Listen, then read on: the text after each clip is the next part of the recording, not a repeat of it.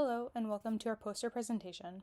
I'm presenting an ongoing scoping review titled The Role of Extended-Release Buprenorphine in Supporting Opioid Use Disorder Recovery in Rural, Remote, and Indigenous Populations in Canada, the United States, Australia, and New Zealand.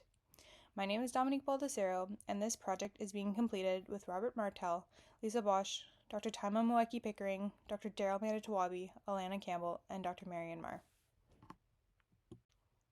Before starting, I have no relationships with for-profit or not-for-profit organizations, and this session has not received financial or in-kind support. Many of us are aware of the growing opioid crisis in Canada and across the world, but what's often overlooked is how disproportionately it impacts rural, remote, and Indigenous communities.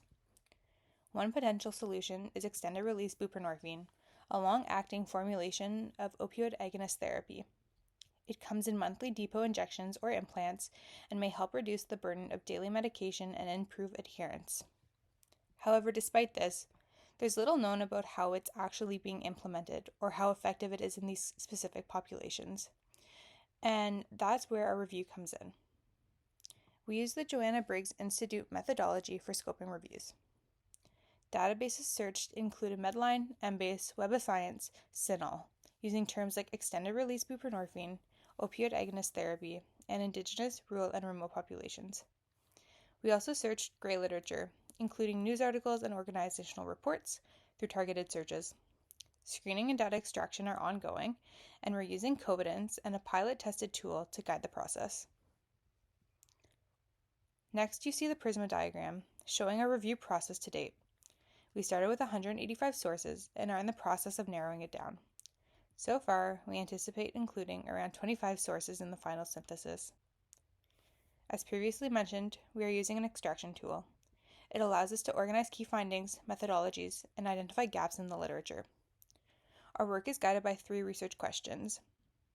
The first one being, what is known about extended-release buprenorphine for supporting recovery in rural, remote, and Indigenous populations? The second one being, what are the benefits or facilitators identified? And the third one being, what challenges or barriers have been reported? Although the review is still ongoing, we have a few early insights. No randomized or cross-sectional studies have been identified. Most evidence is qualitative, with a heavy reliance on gray literature and case studies. There's very limited research involving Indigenous populations. However, our search strategy seems effective in surfacing what evidence does exist.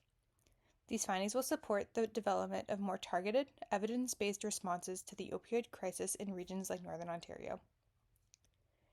In conclusion, while extended-release buprenorphine has theoretical benefits for underserved communities, real-world evidence is sparse, especially for Indigenous populations.